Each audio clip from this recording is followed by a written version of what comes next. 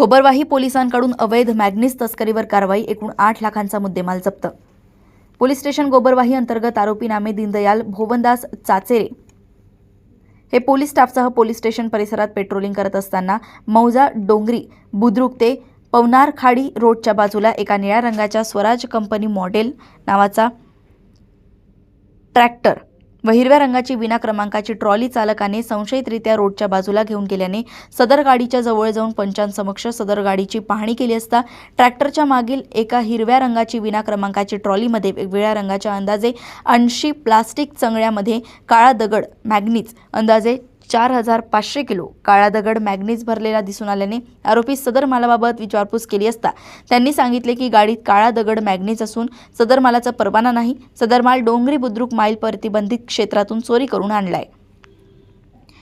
असे सांगितल्याने आरोपीच्या ताब्यातून एक निळ्या रंगाचा स्वराज क्रमांक ट्रॅक्टर, हिरव्या रंगाची विना क्रमांकाची ट्रॉली